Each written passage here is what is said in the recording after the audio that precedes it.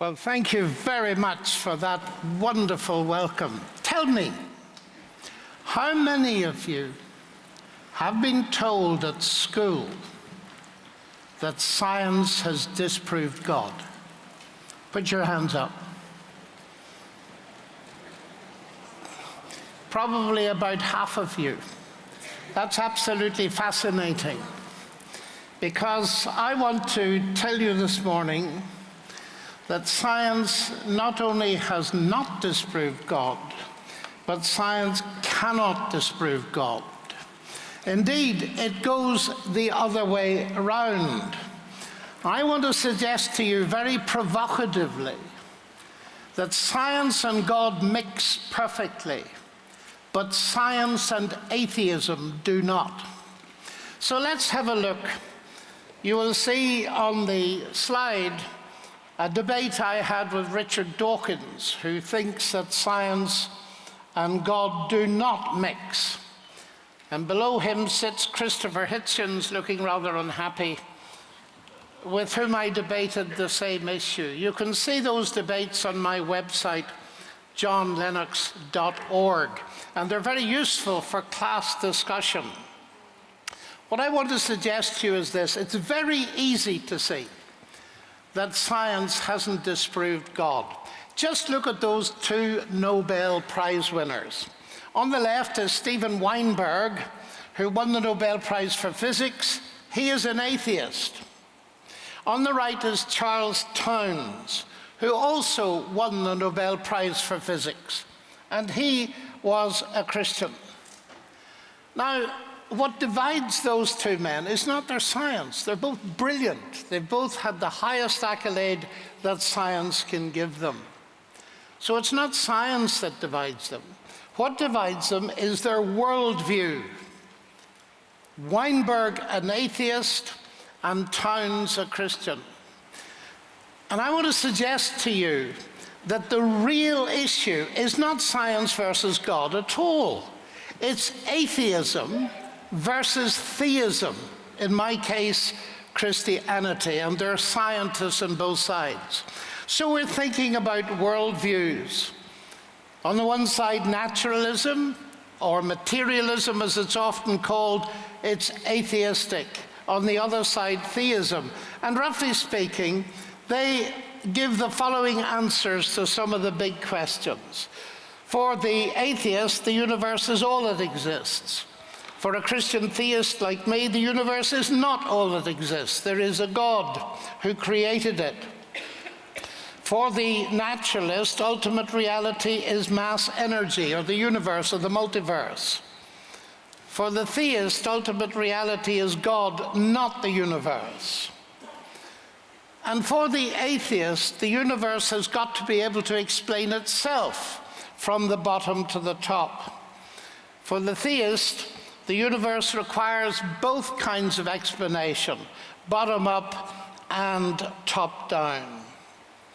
And the atheist claims that the universe gives no evidence of God. I want to claim the universe gives a lot of evidence of God. Now, since the clash is between two worldviews, the real question to ask is, where does science fit? Does it point towards naturalistic atheism, or does it point towards theism? Some time ago, Stephen Hawking was asked what he thought of religion, and he said, religion is a fairy story for those afraid of the dark. And I was asked to comment on it, and I said, well, if you want a one-liner, I would like to suggest on the same basis that atheism is a fairy story for those afraid of the light. Now, don't laugh, because neither of those statements prove anything at all, actually. They're both statements by scientists. Hawking's a scientist, and I'm a kind of scientist. But we've got to realize that statements by scientists are not necessarily statements of science. When Hawking says religion is a fairy story for those afraid of the dark, he's simply saying what he believes. That is not a scientific statement. And we've got to ask, what's the evidence? And similarly to my statement. Now, evidence I've mentioned. I believe that science and God mix very well because of the evidence. And there are various kinds of evidence that I would like to briefly mention. The first one is the history of science. The second, the nature and philosophy of science. And the third one is results of science. Now, often the debate is phrased between science on the one side and faith on the other side. That is a very misleading idea. Why?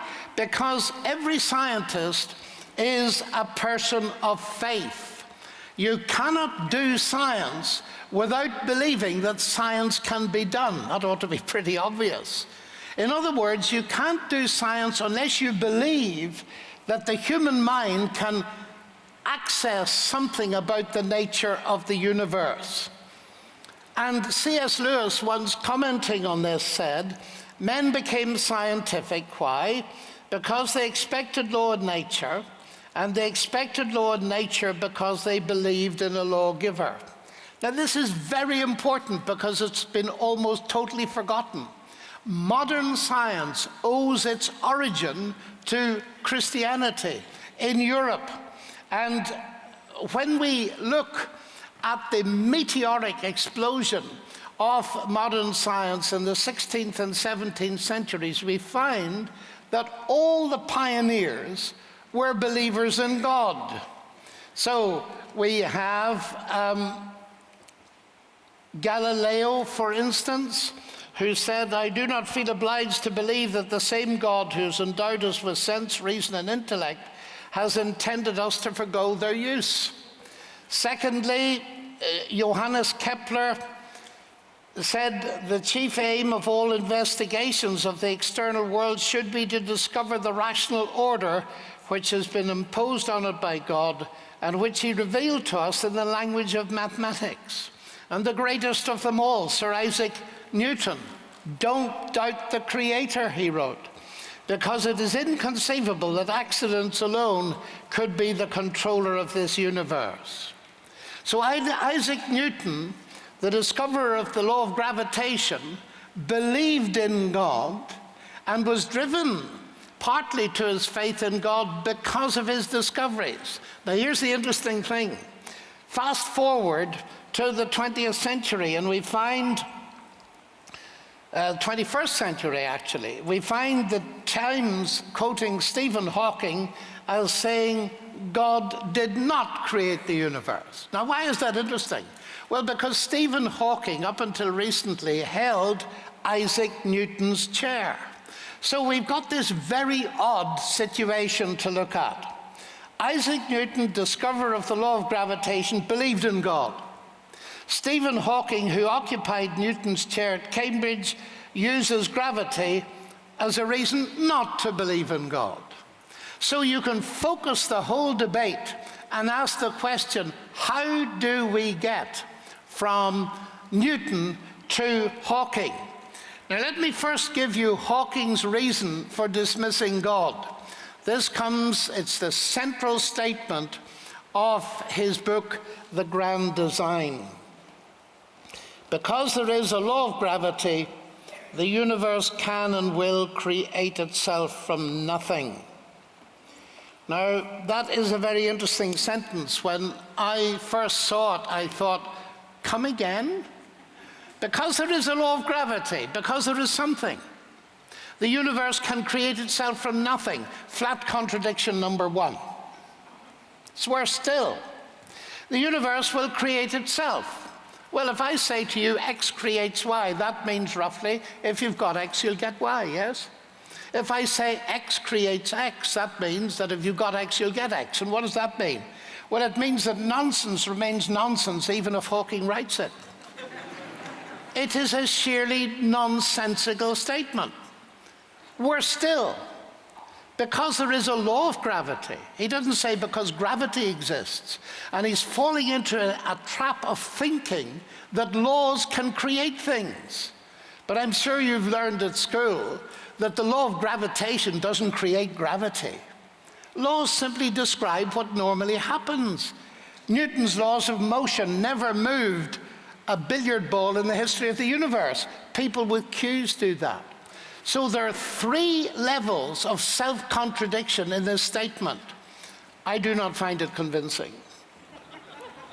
So how do we get from Newton's theism to Hawking's atheism? I want to analyze this a bit, because these are arguments that anyone at school can understand. They're not complex, they're very simple. And I'm going to give you 2 or 3 of them. The first thing is that Hawking is confused about the nature of God. The second thing is he's confused about the nature of scientific explanation. So let's think about the nature of God. You've probably seen that famous cartoon of scientists at a blackboard, and it's filled with formulae on the left and formulae on the right, and to connect the two, someone has written, "Then a miracle occurs."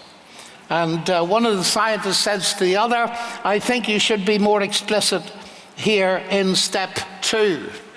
Now, behind that lies a very false idea of the nature of God. The picture shows a Greek god.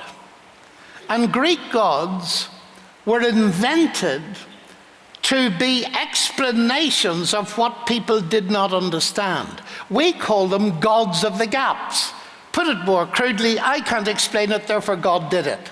You can't explain lightning, so you have a god of lightning. Go to a course in atmospheric physics and the god of lightning disappears. Now, listen very carefully to this. If you think God is like that, then of course you have to choose between science and God. If you define God to be the explanation for what science has not yet explained, then you have to choose between God and science as a matter of logic. Do you understand that? You've defined God to be what science has not yet explained. So you pitch them against each other.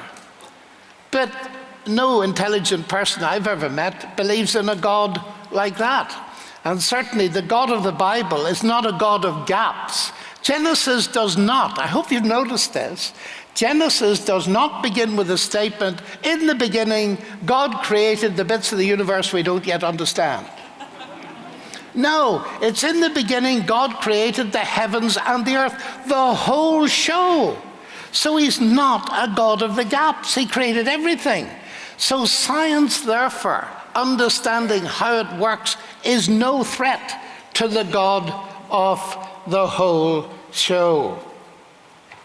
And that's backed up in the New Testament at the beginning of John's Gospel. In the beginning was the Word. All things came to be through him, and without him nothing came to be that came to be.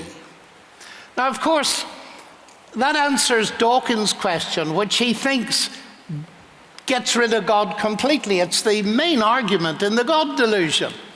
If we believe that God created anything, then we must be able to ask who created God. And then we have to be able to ask who created the God that created the God that created the God that created the God, and so on, ad absurdum. So let's forget God, go back to something interesting like football or Justin Bieber. But just a moment. If you ask the question, I hope Saturday morning's a great morning for logic, isn't it? I mean, just think about it. You ask the question, who or what created God? Who or what created X? That is supposing that X is created. So if you say who created God, you're assuming God was created. But again, the Bible claims that God was not created. He is eternal. He didn't come to be. The universe came to be. And everything that came to be, he created it, so he hasn't created himself. In other words, Hawking's apparent knockdown question doesn't even address the issue, because it only refers to created gods.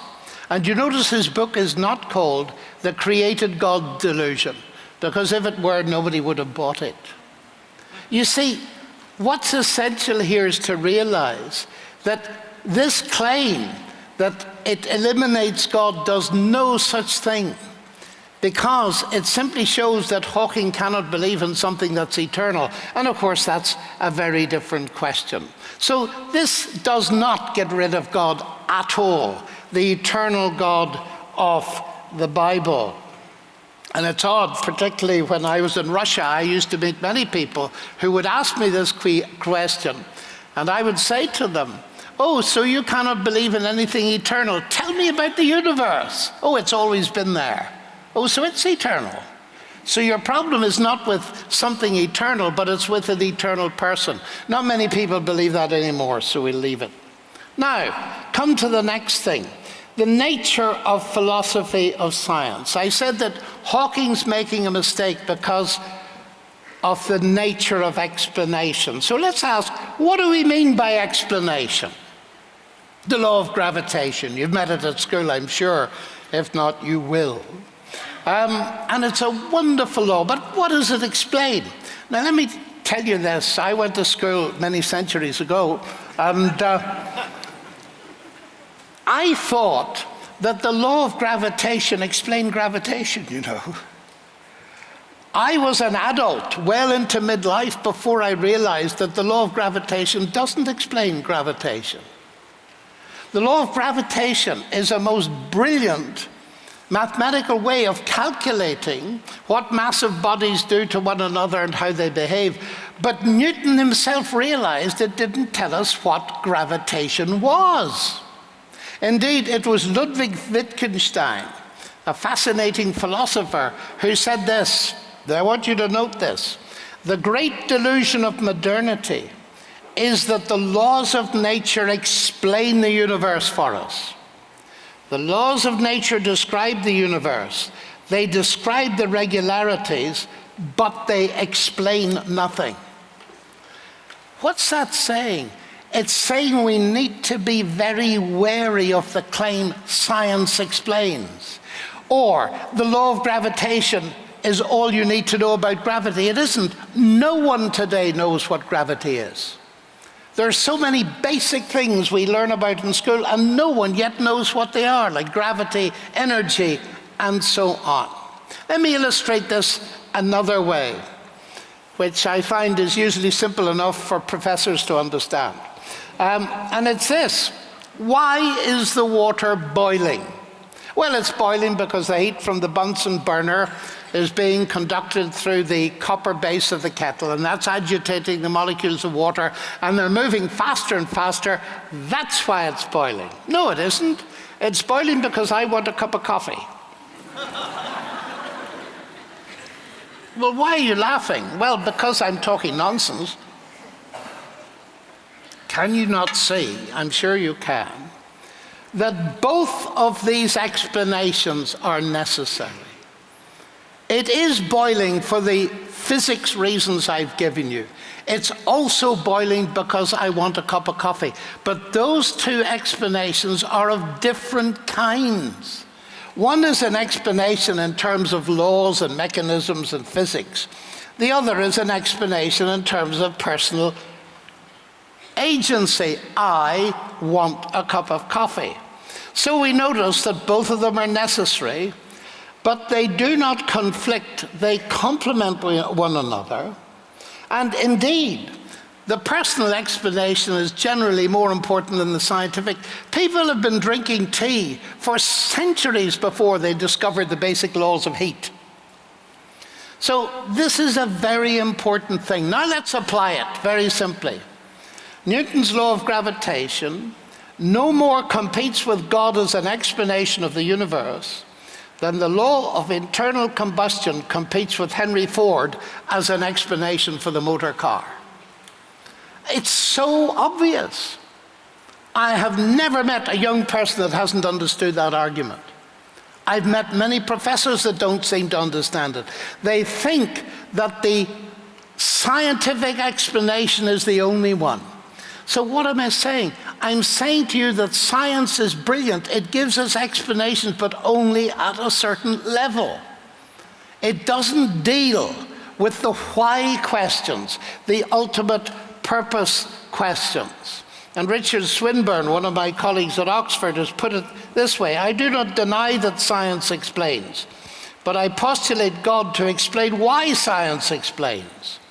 The very success of science in showing us how deeply orderly the natural world is provides strong grounds for believing there is an even deeper cause for that order.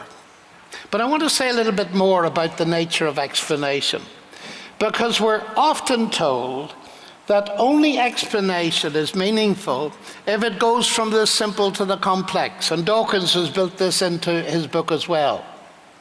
He says, using God as an explanation is absurd, since God is by definition more complex than the thing you're explaining. To which I replied, and I said, that's very interesting. I pick up a book. It's called the God Delusion. It's quite complex. It's 400 pages long, and it's got lots of words. It's very complicated. So I ask for its origin, and somebody suggests to me absurdly that it originates in the infinitely more complex mind of Richard Dawkins. And I say, well, that's impossible, because your explanation is more complex than the thing you're explaining. It is a silly argument, but it's very important to see what lies behind it. It's wonderful when we can explain complicated things in terms of simple things. But there's one place you can never do it, and that is where language is involved.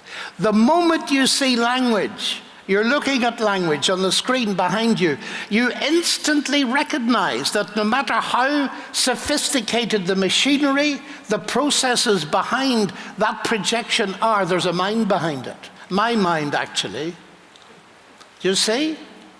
Language tells you there's a mind behind it. And sometimes I test scientists. On several occasions, a scientist has said to me, well, I don't believe in God, of course. I'm a reductionist. I believe everything can be explained completely in terms of physics and chemistry, and that's it. So I hand them a dinner menu. And I say, well, there's a problem, isn't there? No, there isn't. It says asparagus soup, roast chicken, etc. Oh, I said, there is a problem. You believe that everything can be explained in terms of physics and chemistry alone? Yes. Well, okay.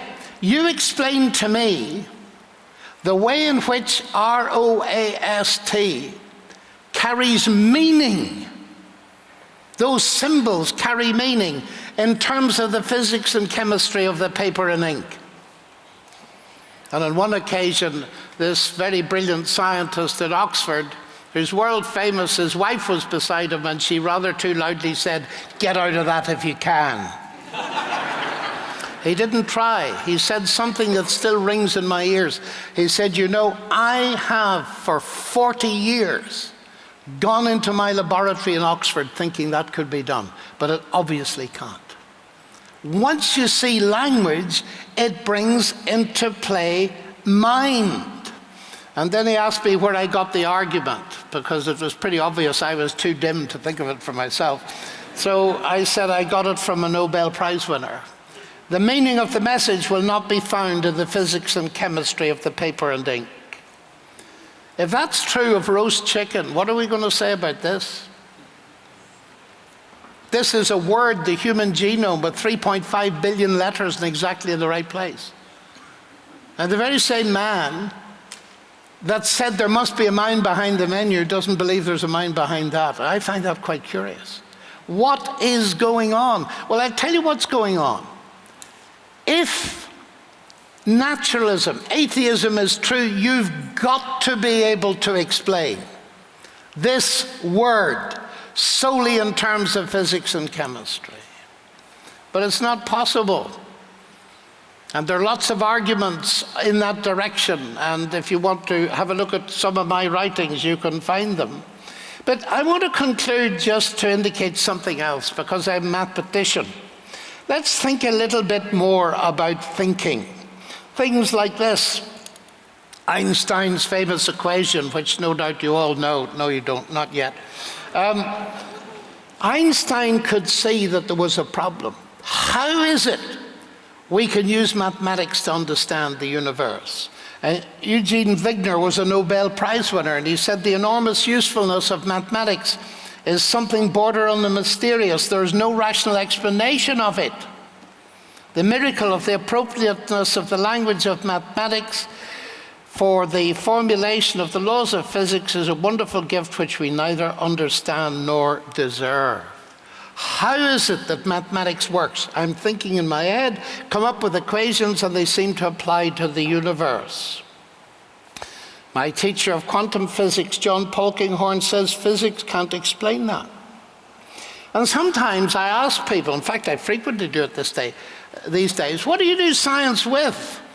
And they describe some machine. I said, I don't mean that, I mean, oh, you mean my, and they're about to say mind when they remember that there's no such thing as the mind for sophisticated people these days. So they say the brain. I said, okay, I do believe in the mind, but you do science with your brain. Okay, we'll accept that for a minute. Tell me about the brain.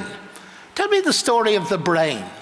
Short story? Yes. Well, the brain is the end product of a mindless, unguided process. And I just look at them and smile and said, and you trust it? And you trust it? If your computer, you knew, was the end product of a mindless, unguided process, you wouldn't use it for a moment. And then I say this, do you know where I got that argument from? Charles Darwin. And some people are a bit surprised. With me, the horrid doubt always arises whether the convictions of man's mind, which has been developed from the mind of the lower animals, are of any value or at all trustworthy. Now, this argument is very important. Darwin saw it. C.S. Lewis saw it, and it's beginning to move into the center of the whole debate. Because, you see, modern humanism, this is an atheist writing, John Gray, is the faith that through science humankind can know the truth and so be free. But if Darwin's theory of natural selection is true, this is impossible. The human mind serves evolutionary success, not truth. Secondly, Alvin Plantinga, one of the world's top philosophers, says, if Dawkins is right, that we are the product of mindless, unguided natural processes, then he has given us strong reason to doubt the reliability of human cognitive faculties, and therefore inevitably to doubt the validity of any belief that they produce, including Dawkins' own atheism.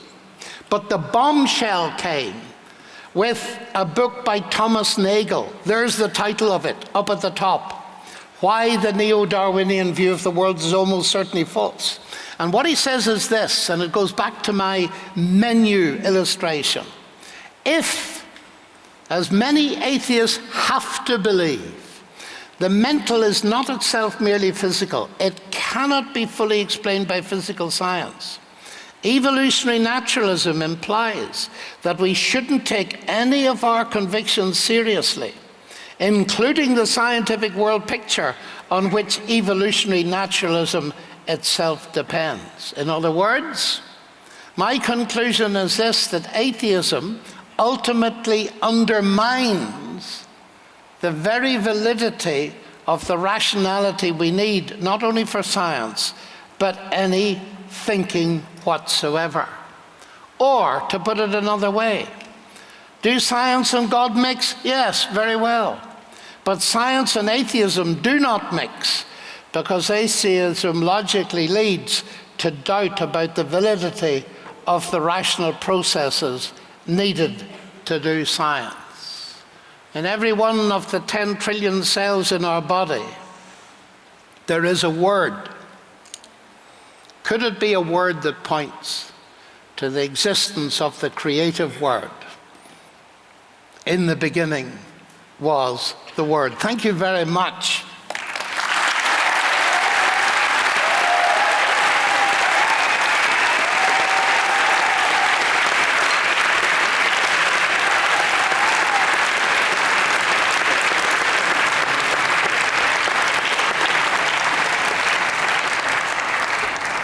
Professor John Lennox, thank you so much. We are now going to move into a time of open Q&A.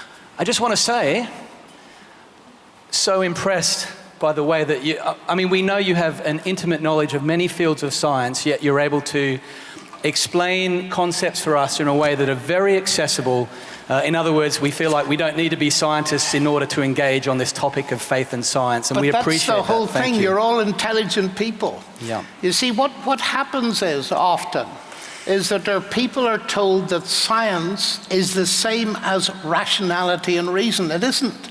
Reason goes way beyond science, and all I've been talking about today are common sense reason arguments, not details of science. So I'm glad you find it accessible. Yes, for all those who are willing to use a bit of hard thinking and logic, as you point out. Okay, so here's the first 3 questions that have come in by votes. Number 1, how comes, just reading it as it's written, how comes we learn a lot about science in school, but not much about God? You might want to speak to that. We'll see. Second one, how much of the Bible should we take literally instead of just allegorically? And then the next one is, I'm actually trying to make sure we pick ones that really hit on the subject of science. So the other ones we're going to deal with in open Q&A, so they will not escape our clutches. But the next one is, does the Big Bang Theory state that we are accidents? Feel free to address 1 or 2 or 3 of those. Okay, let's go. How come we learn a lot, read science, but not much about God? There are long historical reasons for that. But in Europe, there has been a very distinct move away from belief in God, which I find utterly tragic. 1,500 years of European history are airbrushed out so that the 70,000 words of the European Constitution do not even mention the word God. And that has arisen for several reasons. First of all, corrupt church-state relations a century or 2 ago, the rise of rationalism, and also the failure often of the church to engage intellectually in the same way as it did in the early centuries of Christianity. It's easy to forget that when Christianity began, the early Christians outfought the people that they were up against, because they firmly believed that there was a rational defense for Christianity. Now you can see that's been obliterated, because many people now define faith to be believing where there's no evidence. That is nonsense. Faith is a commitment on the basis of evidence. And the sad thing is, therefore, that in our education system, we've even at the lowest level lost a huge amount of the impulse that was given to all our institutions, our universities, our hospitals, etc., that came through the Christian faith. We're not taught it anymore, because somehow it is not a good thing to do God. And I hope that from among this audience, young people will rise up that are not going to be content with that. We can think as seriously about God as we can about science. And I get fed up with people that say to me, your God is like Santa Claus. And I usually put to the audience and say, if you're an adult, how many of you as adults came to believe in Santa Claus? And of course, nobody comes to believe in Santa Claus. But millions of people come to believe in God. The difference is there's no evidence for Santa Claus, but there's evidence for God. We need to get out of this way of thinking that religion, particularly Christianity, is faith, and there's no evidence for it. And science, there's evidence for it, and it doesn't need faith. Both are false. And I wouldn't sit here for a moment if I didn't believe, for instance, in the central doctrines of the Christian faith that God became human and lived and died and rose again. So that's a very brief one on that. How much did the Bible take literally? Well, the basic thing to do with the Bible is use your common sense. When the Bible starts with the word, in the beginning God created the heavens and the earth, that's not a metaphor for anything. It's simply a statement about the same physical universe that science discusses. But when Jesus said, I am the door, he didn't mean us to take it literally, that he was made of wood. How do you know that? because you know about wooden doors. Now, this is a very important thing. In ordinary language, we learn to distinguish. For example, if I said, I flew here in a taxi and got here just in time, how do you understand that? I'm literal, the taxi's literal, but it wasn't flying, it was driving very fast. There's a metaphor in the sentence. And the problem is this: the Bible, like any other document, is full of metaphors.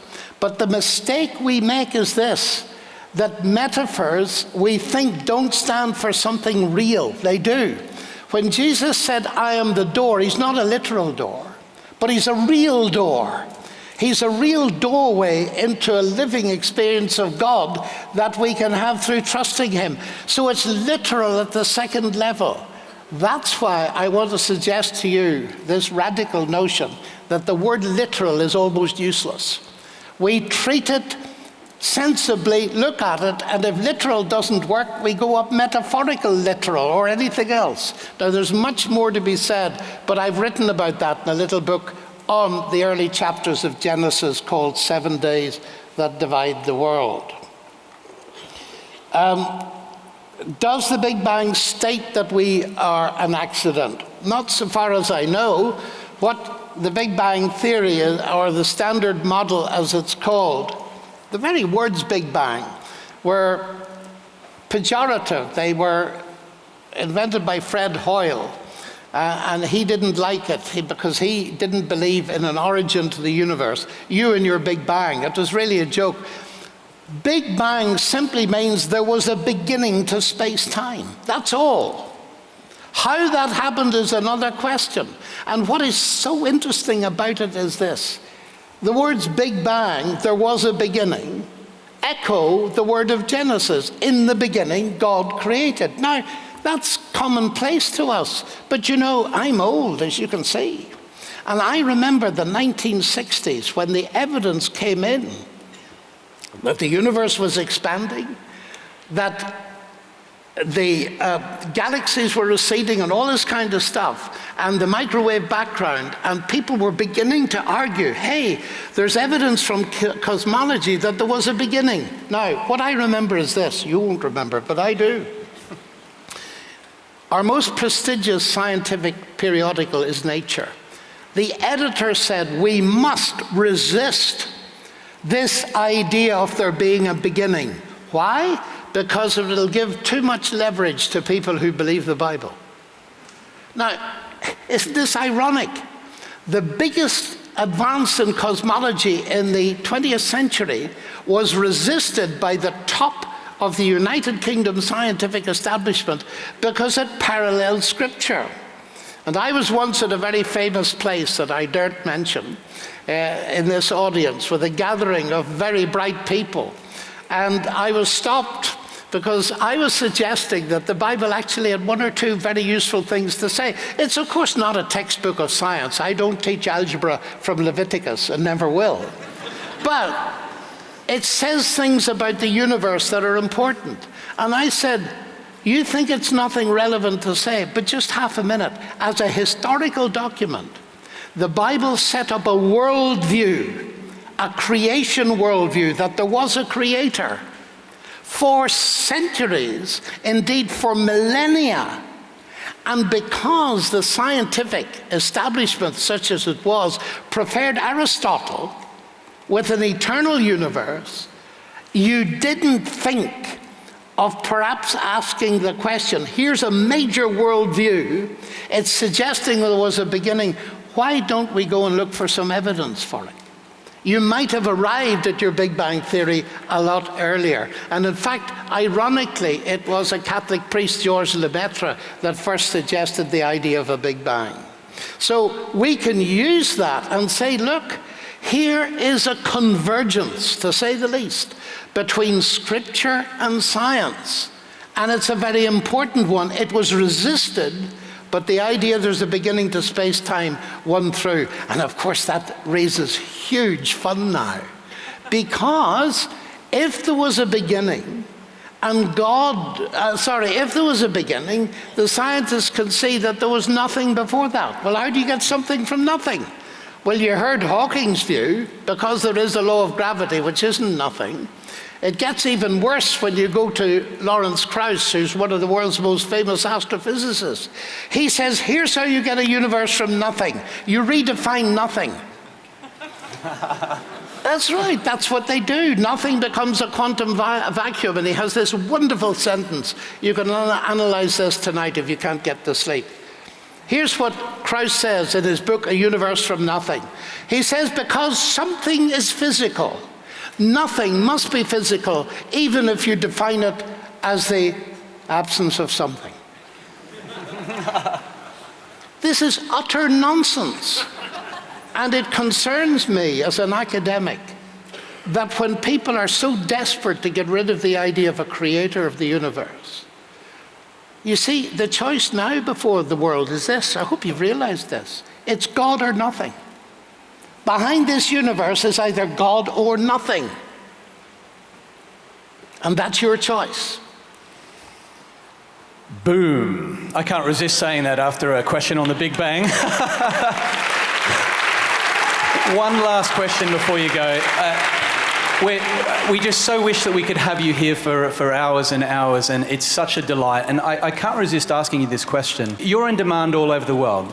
In universities throughout the world, top universities, you could be speaking in many different settings. You get more invitations that you could possibly say yes to. Why have you thought it worth your while to come here and speak to us and this crowd here today? The answer to that is obvious. You are the future. I'm nearly done. I got interested in these things at your age. And don't let anybody deter you from asking questions and getting answers to them. The big discovery in my life was this. I was passionate about learning about all kinds of things, not only science. But it was when I discovered that the Bible is intellectually satisfying and stimulating.